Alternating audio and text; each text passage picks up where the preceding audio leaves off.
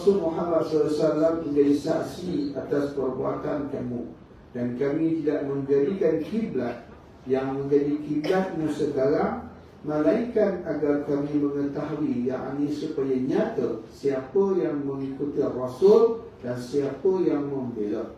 Dan sungguh pemindahan kiblat ini terasa amat berat, kecuali bagi orang yang telah diberikan petunjuk oleh Allah, dan Allah tidak akan menyia-nyia imannya.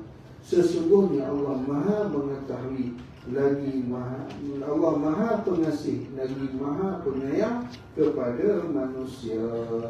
Jadi insya-Allah malam ni kita akan tengok tentang mana tu yang pakai wa ma ja'alna, wa ma kana wa ma ja'alna qiblatan lati, wa ma ja'alna qiblatan lati, ayat yang seterusnya itu, dan dinyatakan bahawa wa ma ja'alna qiblatan lati kunta 'alaiha, dan kami tidak akan kami tidak akan menetapkan kiblat yang menjadi kiblatmu.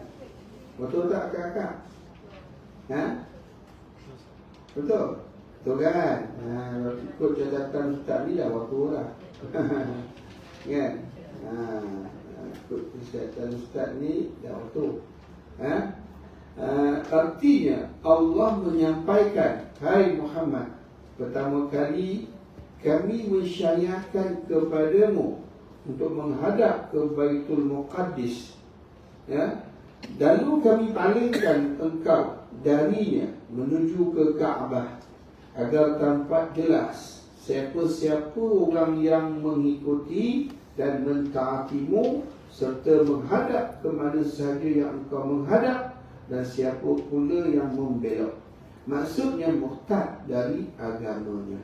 Dan sungguh pengalihan kiblat dari Baitul Maqdis ke Baitullah ini terasa berat bagi mereka, kecuali bagi orang yang diberi petunjuk oleh Allah Subhanahu wa taala, yang ke dalam hatinya serta meyakini dalamnya.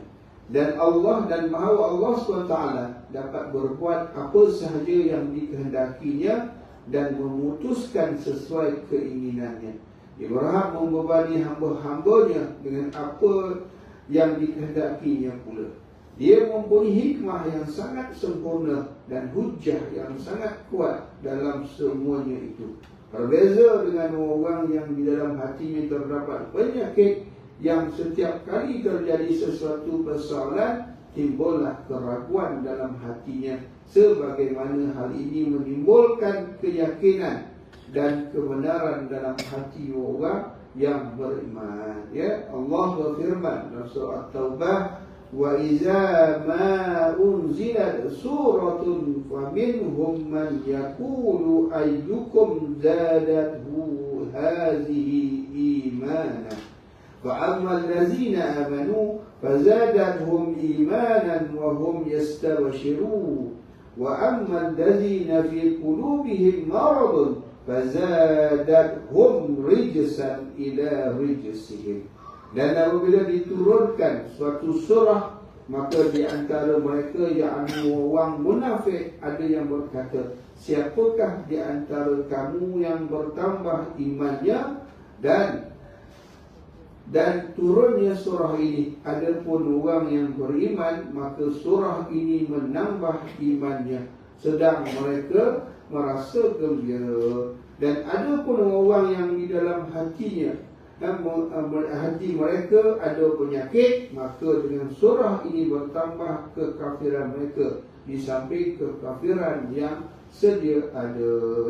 Oleh kerana itu, orang yang teguh dalam membenarkan Rasulullah SAW dan mengikutinya, serta menghadap seperti yang diperintahkan oleh Allah tanpa keraguan sedikit pun, berasal dari para tokoh sahabat. Dan sebagai ulama menyatakan mereka ini ialah yang dinamakan dengan as-sabiqun al-awwalun, dari kalangan muhajirin dan ansar. Dan mereka ini mengerjakan solat yang menghadap ke arah dua kiblat, yakni solat di kiblat Baitul Maqdis dan juga Kaabah. Maknanya orang Islam dahulu ada para sahabat yang mereka ini semayang mengikut dua kiblat, dua kiblat. Pasal apa? Sebab pada permulaan semayang mereka akan menghadap ke Baitul Maqdis, kan, kali itu kiblat yang pertama. Kemudian Allah ubah kiblat tersebut pada waktu semayang asar, kan, daripada Baitul Maqdis, dan Allah ubah ke Baitullahil Haram, yakni Kaabah itu sendiri. Maka pada waktu tersebut kan terjadilah satu pertikaian di antara umat Islam. Ada yang nak ikut, ada yang tak nak ikut, bahkan ada yang murtad kerana perbuatan tersebut. Kenapa? Sebab Allah suruh pindah daripada Baitul Maqdis ke Baitullahil Haram. Dia tak nak ikut Baitul Maqdis tersebut. Maknanya dalam ayat ini Allah kata, bila engkau tak nak, bermakna engkau telah menjadi orang yang membelot.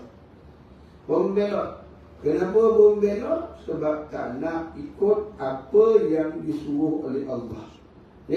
Apa yang disuruh oleh Allah, yang diseru oleh Nabi Muhammad SAW, dia tak nak ikut. Bila dia tak nak ikut, bermakna dia tidak menyempurnakan seruan. Sedangkan kalau nak sembahyang ni, kita kena menghadap kiblat, kiblat. Salah satu syarat untuk sahnya sembahyang iaitu kena menghadap kiblat. Sedangkan dia tahu pada waktu tersebut kiblat yang sepatutnya dia hadap adalah ke Baitullahil Haram, yakni Kaabah. Tiba-tiba dia nak kokar beribadah dalam ibadah yang menuju ke Baitul Maqdis, yang telah dinasahkan, yang telah dihapuskan syariat tersebut oleh Allah Subhanahu wa ta'ala. Maknanya tuan-tuan dan puan-puan, mereka ini tak mau pakai, mereka ini tak mau dongah. Maknanya tuan-tuan, arahan Nabi, kan, arahan Nabi yang mereka ini tak mahu pakai, menolak arahan tersebut, bermakna mereka ini telah menolak hujah dan menolak hadis yang Rasulullah SAW nyatakan. Kenapa? Pasal apabila ayat ini turun kepada Nabi, kan? Ayat ini turun kepada Nabi, makna perintah ini telah diperintahkan oleh Allah Subhanahu wa ta'ala kepada Rasulullah SAW. Maka Rasulullah pun tuturkan, beritahu Al-Quran ini kepada para sahabat, bahawa orang Islam pada waktu tersebut tiba-tiba dia tak nak pakai.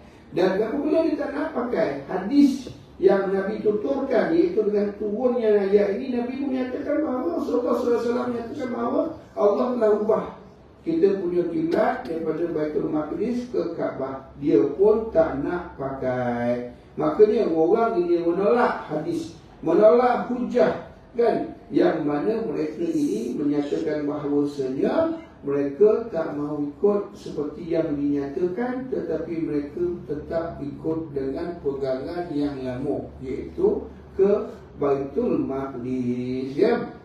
Yang illa lina'lama man yattabi'ur rasul, melainkan supaya kami tahu siapa yang ikut Rasul. Jadi apabila Allah mengarahkan penukaran kiblat ini, kan, ini sebenarnya hendak membezakan antara hamba Allah yang mana satu ikut Nabi semata-mata, atau hanya mengikut baginda ketika Nabi solat sama dengan kiblat mereka. Maknanya mereka ini, tuan-tuan dan puan sekalian, tidak lagi mahu ikut kiblat baru. Ada di antara mereka ini, apabila turun saja perintah ini, mereka tak mahu ikut kiblat yang baru. Mereka nak buat sembahyang seperti kiblat yang dahulu. Sedangkan Rasulullah SAW telah beritahu, Allah sudah tukar melalui ayat yang kita baca ini. Makanya mereka tak nak. Jadi bila mereka tak nak, tuan-tuan dan puan sekalian, tak mahu ikut kiblat baru tersebut, bermakna mereka ini dahulunya ikut Nabi kerana Nabi mau ikut dia saja.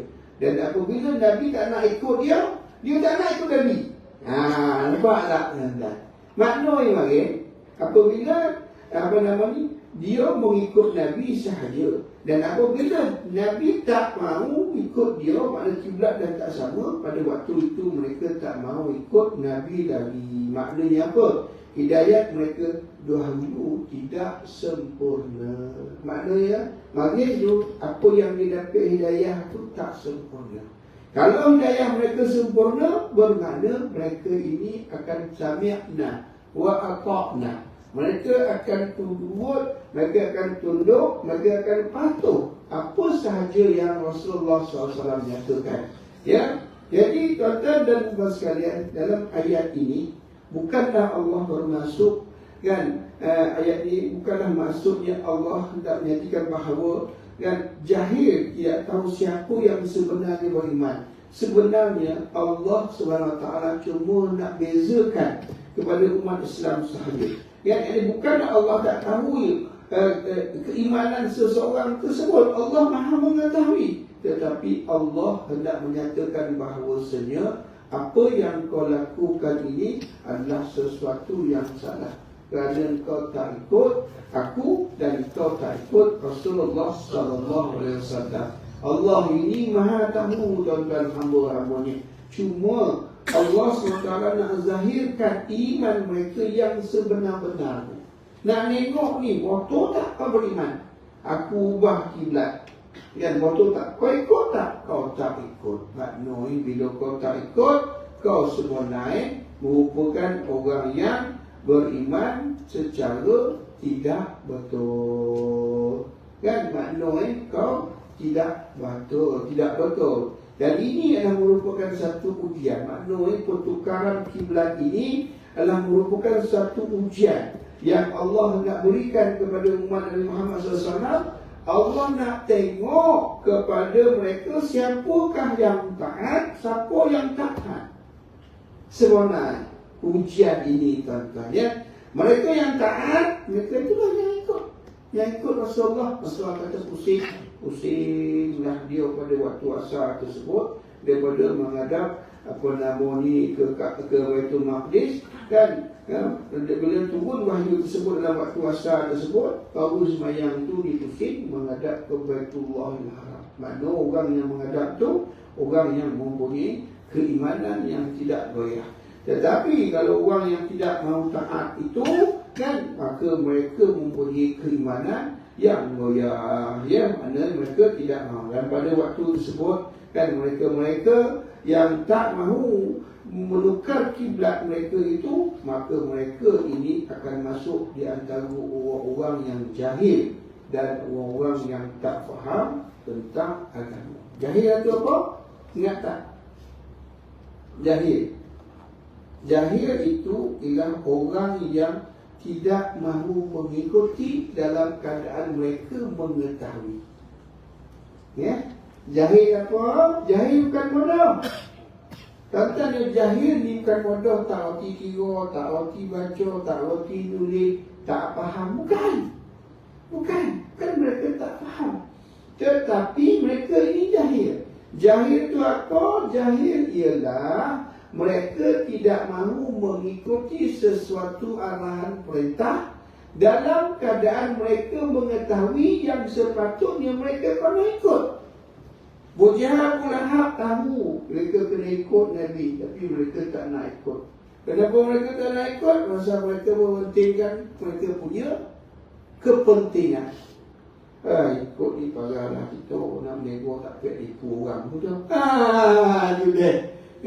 Bayarlah kita nanti dia pula jadi bos, kita pula jadi kuli, dia pula jadi ketua, kita pula jadi bawah. Bayarlah kita dah lama jadi ketua ni. Dia pentingkan apa? Dia tak nak ikut tu pasal dia pentingkan jawatan dia.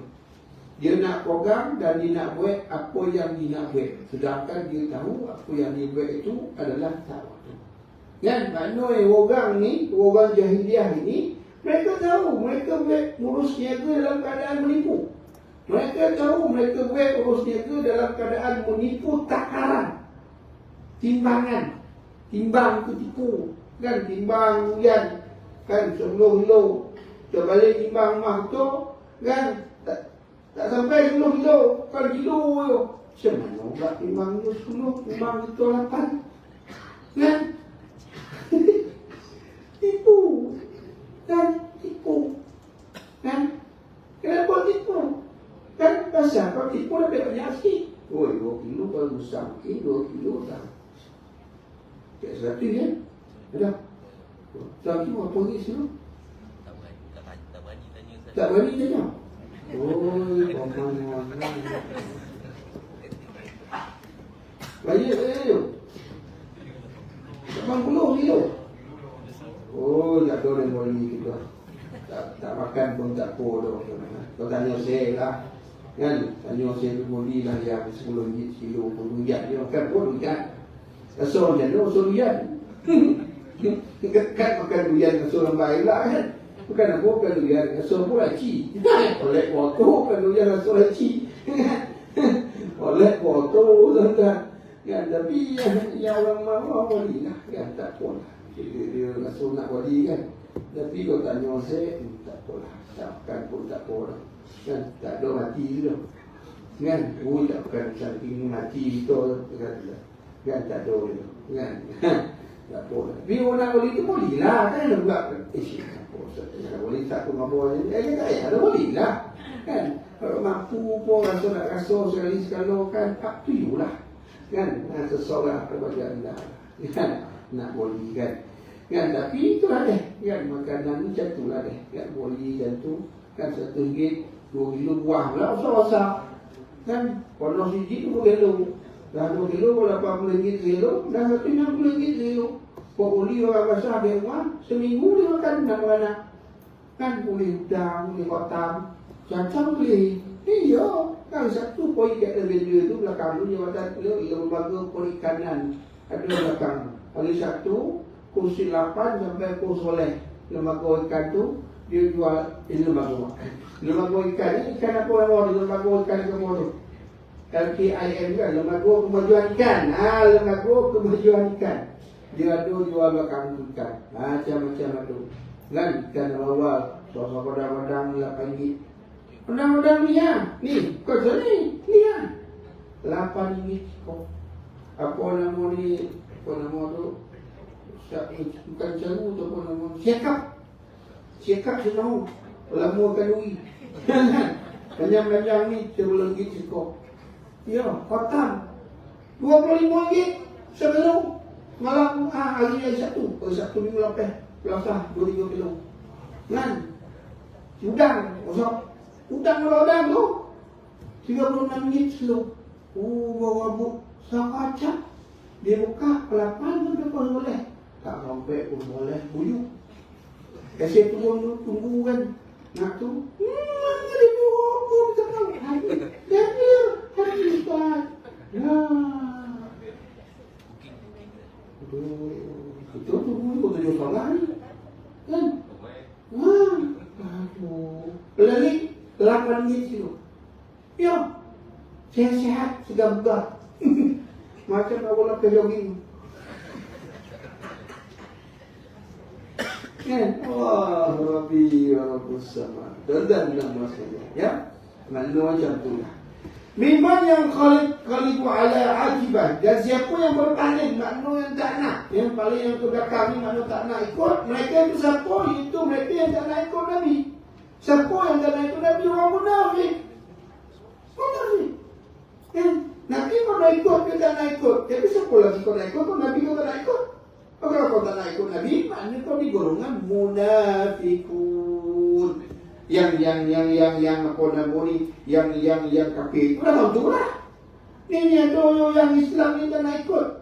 Kau tak nak ikut. Nabi ngikut. Macam mana? Dan ada di antara mereka ini, yang Islam ni, dia kerana tak nak ikut, kerana tak nak pusing. Tak nak menghadap ke Kaabah tu. Nak otak yang menghadap ke Baitul Maqdis tu. Sanggup meninggalkan anakmu jadi kafir. Jadi kafir. Tuan-tuan, kufur. Kerana apa? Pasal tak nak ubah kiblat. So yang nak sembahyang ke sana Baitul Maqdis. Tak nak menghadap ke sana. Allah kata, Nabi ngabak, Allah ngabak. suruh ubah. Jadi baru Allah turun wahyu ubah ke Baitullahil Haram, Kaabah. Jadi dia tak payah dah sombang menghadap ke Baitul Maqdis. Dah kamu tu dah. Kau pula tu dah lama sayang situ. Kau pula ubah. Nabi ngubah, bukan dia yang ngubah. Nabi ngubah apa yang Allah firmankan, arahkan kepada dia. Jadi yang aku beritahu ni ialah apa yang Allah beritahu. Arahan ini bukan arahan dia sudah. Arahan Allah.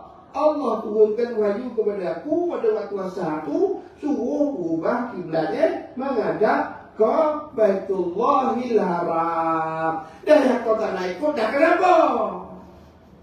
Wasoi. Dah kenapa? Tak nak ikut kenapa? Rupa-rupa pasal menjadi orang munafik. Bahkan sehingga sanggup menjadi kufur. Lawan pula perintah Allah. Lawan. Astaghfirullahaladzim. La hawla wa la quwwata illa billah. Tuan-tuan, jadi mereka meninggalkan agama Islam kerana mereka salah faham. Dan mereka sendiri tak tetap pendirian mereka. Kan? Nak ikut Allah dan Nabi itu macam mana? Makanya Allah telah menguji mereka ini dengan kiblat tersebut. Makanya jadilah dua golongan yang diuji pada waktu tersebut, iaitu pertama golongan muhajirin, yang mereka ini muhajirin ni siapa? Yang datang Makkah pergi ke Madinah. Kan, maknanya dia orang Makkah. Syu'ad Ar-Rum, kan, Abu Salamah berasa datang. Abu Salamah orang yang pertama, keluarga yang pertama berpindah daripada Makkah ke Madinah. Orang yang pertama, keluarga yang pertama keluar 3 beranak. Dia, Ummu Salamah dan juga anaknya, 3 beranak keluar. Sampai dokek tengah jalan, kena tahan kek sempadan tu, kek tu Senawang tu. Kan? Kalau kaitan tu Senawang nak cerita ngobah. Sebelum keluar tu dah kena tahan kek situ. Kan? Ada dia tunggu situ. Siapa yang tunggu? Keluarga Ummu Salamah, keluarga Abu Salamah. Kan? Keluarga Ummu Salamah kata, mana dia Abu Salamah? Nak pergi Madinah. Nak buat apa? Nak pergi berhijrah ke sana. Kan? Habis pergi semualah. Habis takkan nak tinggal di semua anak-anak dia. Kan? Inilah. Kau nak pergilah. Kau tinggal bini kau. Kau tinggal anak kau. Kau pergilah seorang sana. Apa pula macam tu? Aku kan 3 anak. Biarlah aku pergi 3 anak. Kalau kau nak pergi 3 anak, asal apa dia? Kau pun tak boleh pergi. Tiba tuan-tuan agak-agak macam mana? Ni Allah nak uji. Ya, Allah nak uji. Ni ujian pertama sebelum ahli kiblat ni. Ni ujian pertama ni. Nak pergi hijrah. Nabi pun hijrah. Abu Salamah dulu hijrah ni. Macam mana agak-agak tuan-tuan nak duduk kat tompek Abu Salamah ni macam mana? Ni, agak kalau kakak duduk dalam tompek Ummu Salamah macam mana? Jangan tinggalkan aku. Ni nyanyi lagu tu Abu Salamah pun cair dan tak pula tu tak payah kau nak lah sini ya. Kan tu kita. Manzan, Abu Salamah macam tu, Ummu Salamah macam tu. Abu Salamah tengok Ummu Salamah faham apa yang Abu Salamah kan nak kata. Ummu Salamah ngabak ke Abu Salamah, wahai Abu Salamah, poinlah. Ini adalah ketentuan perintah yang telah ditetapkan oleh Rasulullah SAW kepada kita. Poinlah. Pasal apa? Mengikut ketetapan dan perintah Rasulullah SAW, yang mana Allah mengarahkan supaya untuk berhijrah itu lebih penting. Aku tak boleh pergi pasal aku tersakit. Tapi insya-Allah aku akan menyusul engkau lepas ini. Makanya Abu Salamah pergi walaupun dalam keadaan sedih. Sedih tuan-tuan, dia tinggal anak bini dia tuan-tuan. Bukan setakat tinggal anak bini tuan-tuan. Ummu Salamah dengan Abu dengan anak dia ni, Ibnu Salamah ni dipisahkan. Maknanya Ummu Salamah keluarga dia adik. Anak ini dibunuh oleh keluarga Abu Salamah. Dipisah, dia 3 orang anak ni dipisah. Setiap hari Ummu Salamah hibur, menangis. Pagi-pagi keluar ke padang pasir, menangis, potong balik. Kan berapa lama Ustaz? Ustaz setahun. Setahun tuan-tuan, hari-hari menangis. Sampai keluarga dia naik hibur, kata tu, aku ingat 3 hari dia menangis. Setahun. Pergi padang pasir pagi-pagi, potong balik, melalak tentang sedih hibur. Kan? Tetapi tahan kesenapuk arahan Allah macam seperti Hajar ditinggalkan oleh Ibrahim.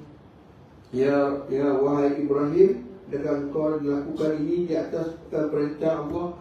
Yo, Ibrahim kata, yo wahai Hajar, aku tinggalkan engkau bersama Ismail di sini adalah arahan Allah. Makanya apa Abah Hajar?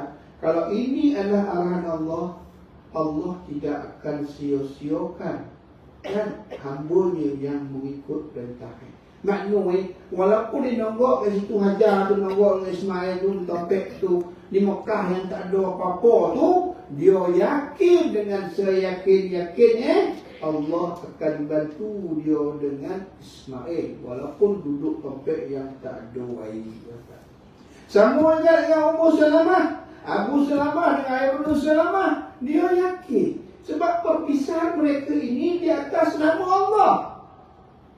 Ya, perpisahan mereka ini atas nama Allah. Makanya mereka berpisah ini kerana Allah. Makanya tuan-tuan, setahun berlalu kan orang-orang daripada keluarga Ummu Salamah lepaskan Ummu Salamah. Apabila hari melalak lagi orang tengok kau kesian pula. Pergilah lapis, pergi ambil anak ke Abu Salamah, ke keluarga Abu Salamah. Pergilah ke Madinah. Berjalan kaki 300 kilo lebih daripada Mekah. Pergi Madinah, tak ada naik kuda, tak ada naik unta, tak ada naik train, tak ada naik kapal terbang, tak ada naik motor, tak ada naik bas. Berjalan kaki. Ada berani? Ada berani tak? Kakak berani tak kakak? Di padang pasir dan kaki dengan 2 beranaknya. Kan? Oh ya Ustaz, kok sekarang pun torang banyak arak tapi jalan surau sakit ada. Kok jalan kaki boleh Terengganu tak layu tu tu. Jauh ambil. Tu hutan tu ada air di kanan. Bawa duit tu. Berhenti kat kedai tu nanti sampai pilah. Berhenti kat Petronas tu. Makanlah depan Petronas tu. Nanti jalan kan sebulan lagi. Berhenti lah kat kampung pula. Sebulan lagi jalan. Berhenti kat Muazzam pula. Kono pula udang pula situ. Kat Muazzam tu. Ustaz disuruh buat makan sekarang. Untuk jiwa pot-pot.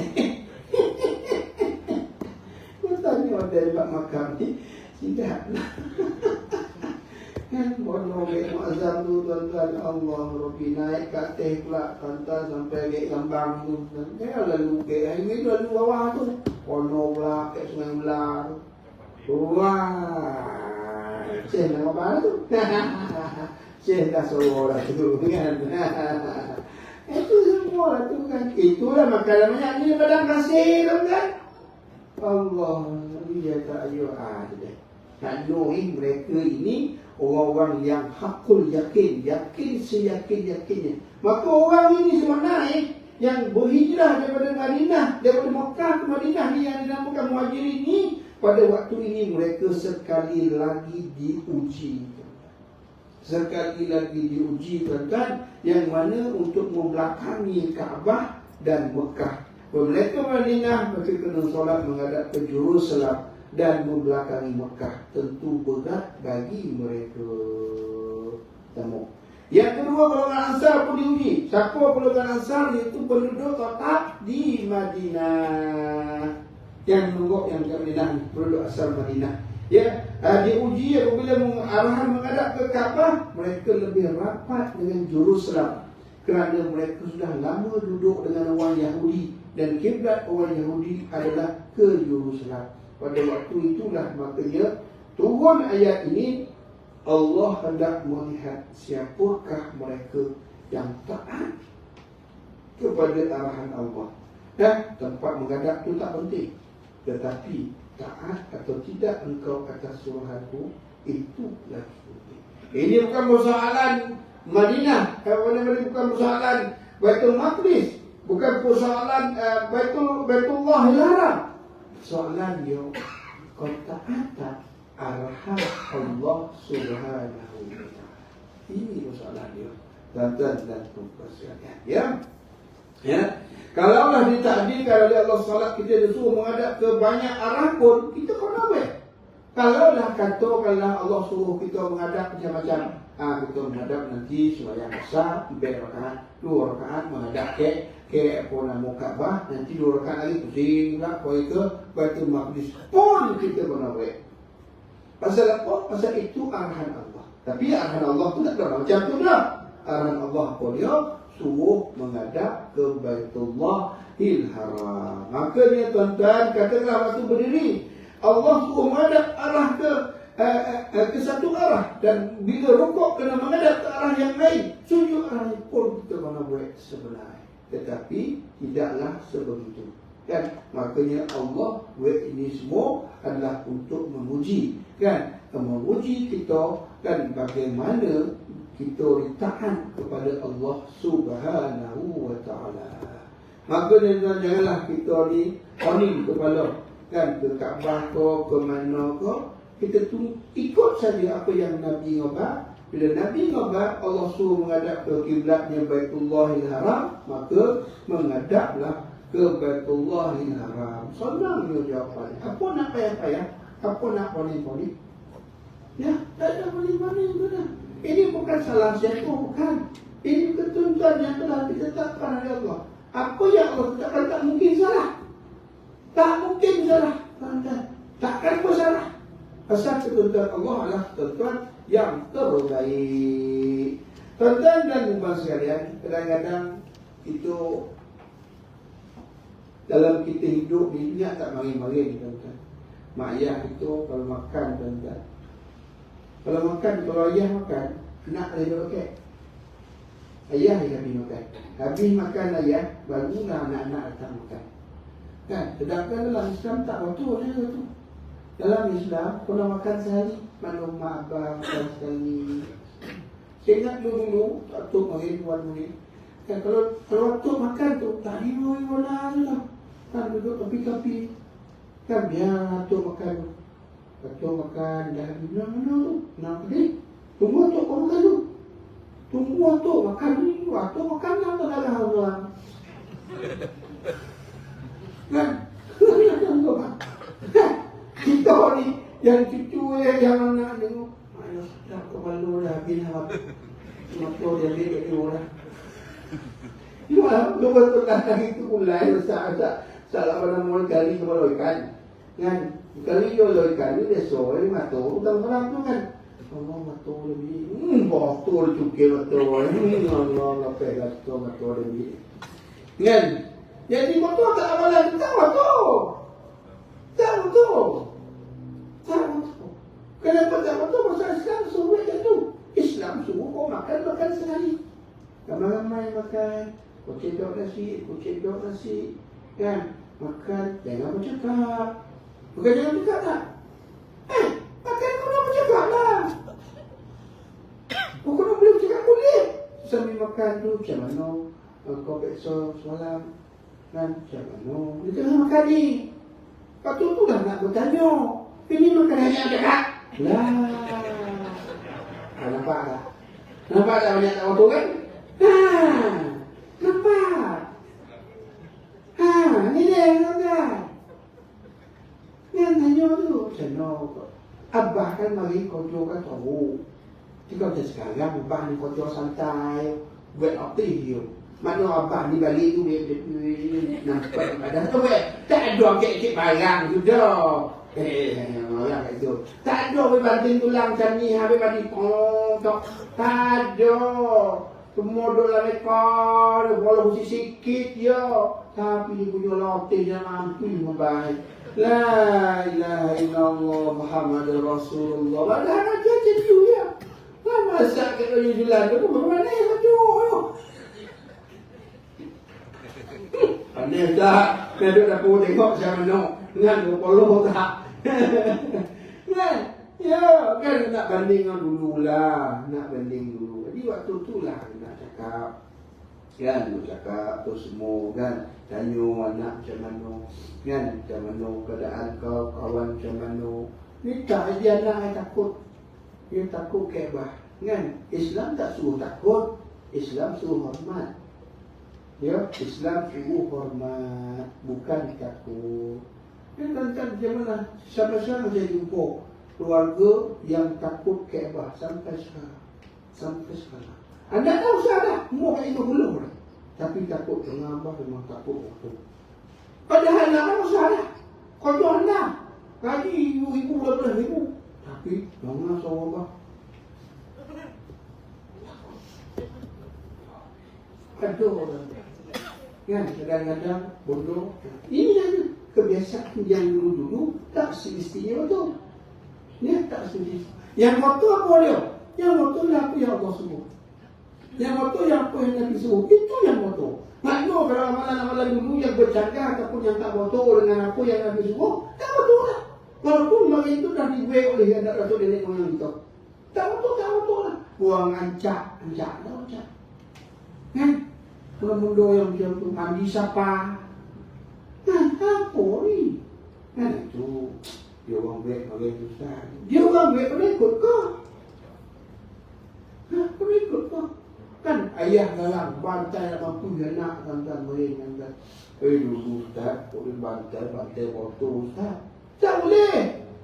Dia pun tak sangat ya kalau buat macam tu, macam ni apa? Kau dalam.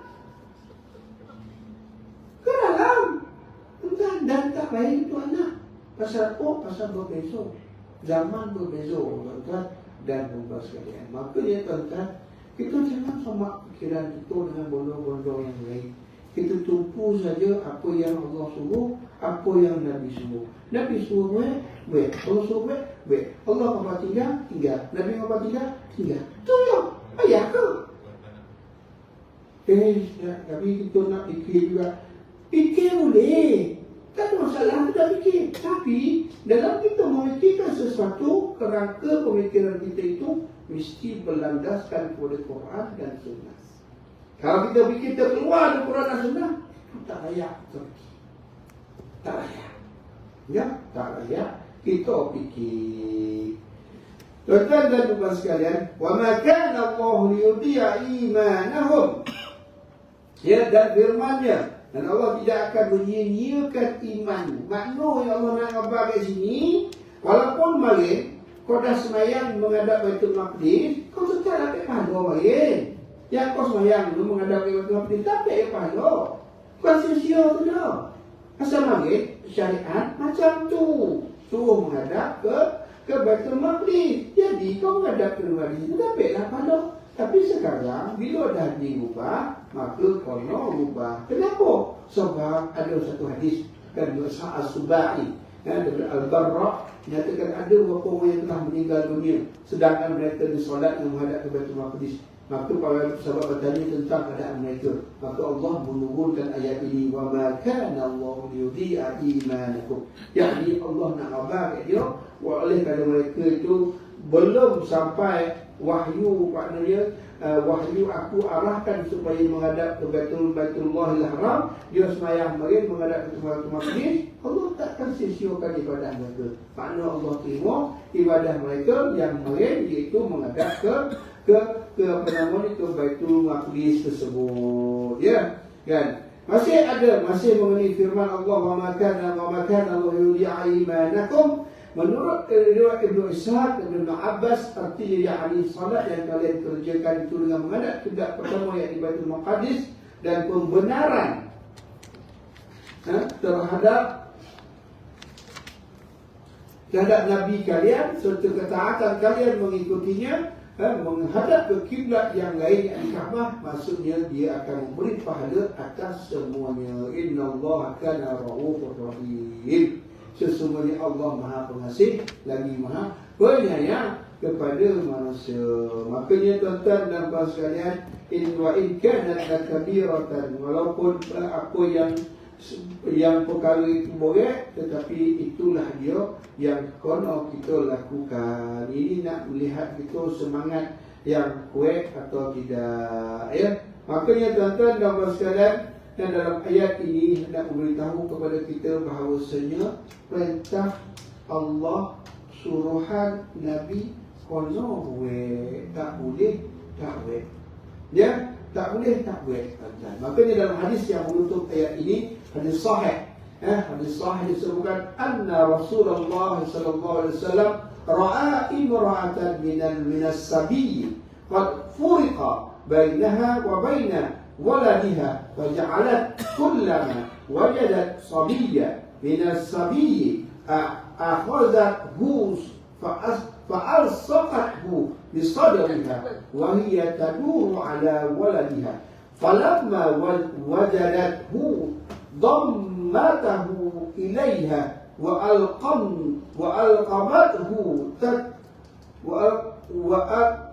وألقمته ثديها فقال رسول الله صلى الله عليه وسلم أترون هذه طارحة ولدها في النار وهي تقدر على أن لا تطرحه قالوا لا يا رسول الله قال فوالله الله أرحم بعباده من هذه بولدها.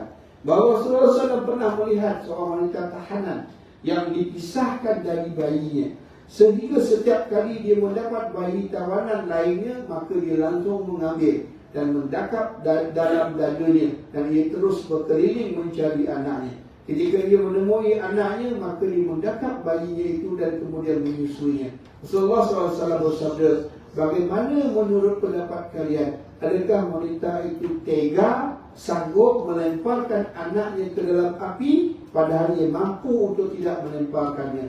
Para sahabat menjawab, tidak ya Rasulullah. Lalu Rasulullah bersabda, demi Allah, Allah itu lebih sayang kepada hamba-hambanya daripada ibu ini kepada anaknya.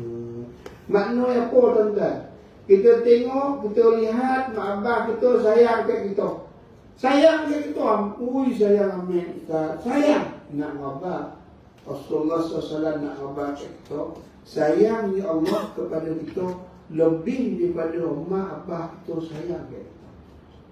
Sayang mak abah kadang-kadang anak tidur dan subuh pun tak pada. Tidur nak, ni dah pukul 6 sangat kan? Ya Allah, tahun lagi kau bedah tu, biarlah bang latih dia tu guys malam masa peluang tidur, masa peluang tidur jadi pukul 6 sangat ngomong kah sayang, padahal kan tak lengkap subuh tu neraka, tu sayang teman-teman. Nak ngobrol tuan-tuan, Allah punya sayang ke kita, sayangnya itu melebihi apa yang mak abah kita sayang ke kita. Sayangnya Allah kepada kita tu macam mana? Sehingga dia mohon supaya kita ikut apa yang dia suruh, tinggal apa yang dia larang. Dengan itu dia tak akan menjerumuskan kita ke dalam api neraka. Kalau boleh dia tak nak kita boleh masuk api neraka, kan? Dia tak nak tengok kita masuk api neraka. Dan Allah ni kan, Allah Rabbi sayang. Walaupun dia buat neraka, makanya neraka ni bukan untuk manusia. Manusia yang beriman. Neraka ni bukan tempat untuk manusia yang beriman. Neraka ni Allah sedia untuk orang kafir dan juga orang-orang yang tidak beriman. Tetapi orang beriman pun nak join venture juga, nak geng sekolah juga sambung-sambung juga. Maka apa Allah lewat? Allah dah ibadah, jangan tu, jangan dia wegayo kan dia logi. Kita banyak nak logi kan jadi aku kono nak sempat kali kau masuk dalam neraka. Makanya Nabi Sodik, setiap umat yang masuk Nabi Sodik. Kan? Ingat tak saya cerita yang malaikat datang cerita tentang neraka. Kan? Malaikat datang pada satu hari rupa berbeza. Biasa datang samyum dia. Hari tu datang tak ada samyum, tak ada serius. Nabi kata lain macam ni. Pulangnya dia serius warna. Kan? Nabi kata kan? Maka ni malaikat jawab, aku datang tadi sewaktu Allah nyalakan neraka. Allah. Kan? Jadi macam mana? Jadi aku nak ceritakan kau. Ni pendek kan? Kan? Panjang ni pukul 10 pula siap ni. Kan? Pendek kan? Kan? Dia panjang habis ni kita pendek kan? Jadi mereka cerita tentang 7 lapisan neraka. Ya, mereka pun cerita lapisan pertama ni, kedua ni, 3, 4, 5 ni sampailah ke 6. Sampai ke 6 mereka pun untuk diam senyap. Jadi Nabi pun kira, tadi apa tu? Dia 6 ke? Kau apa 7? Dia 6 ke? Senyap mereka. Yang ketujuh apa? Ya Rasulullah, aku sorry nak cerita yang ketujuh. Yang ketujuh ini adalah neraka yang akan menempatkan umat-umatmu. Nabi dengar macam tu tuan-tuan. Lain mata masuk dalam rumah. Dia tak keluar kecuali oi semayang. Oi semayang dulu, oi balik rumah menangis. Allah ampunkan umat. Ampunkan umatku, menangis. Kan asal keluar oi semayang. Kan tercapek balik menangis, ya Allah ampunkan umatku, ampunkan umatku. Tuh dia kata. Sampai sebegitu sayang Nabi. Kita tak buat satu tu. Nabi dengar yang ketujuh tu dibuat untuk umat ni. Nabi sorry. Kenapa? Sebab Nabi tak mahu umat masuk dalam neraka. Itulah yang memilih untuk masuk neraka. Nabi tak nak. Maka Nabi sorry. So satu hari Nabi bergerak di jalan. Tiba-tiba kan datang sekumpulan Yahudi bawa mayat jenazah Yahudi. Kan Nabi pun bongkar, Nabi pun sebut, sorry tengok. Ya, sahabat pun beritahu, wahai Rasulullah, itu mayat Yahudi dah. Sorry, kok pula kau menangis mayat Yahudi. Kan Nabi menyatakan, aku sorry. Sebab sewaktu aku hidup lagi, aku gagal untuk mengislamkan dia. Allah nangis tuan-tuan dan puan sekalian. Makanya tuan-tuan, ayat ini sebenarnya nak ngobrol kita taatlah kepada Allah. Mudah, taatlah kepada Allah, taatlah kepada Rasul. Maka pada waktu tersebut kita akan betul-betul duduk di atas landasan jalan yang betul. Yang betul penuhi berarti. Faham tak? Okey, nanti kita akan tengok ayat 1 sampai 4 lepas pada ini. Yang ni minggu akan datang pula lah. Okey, bulan depan kot. Bulan depan. Minggu akan datang kita akan tengok kitab Al-Kabair. Rasul-Rasul puasa himpunan, Rasul-Rasul puasa. Ada orang tanya?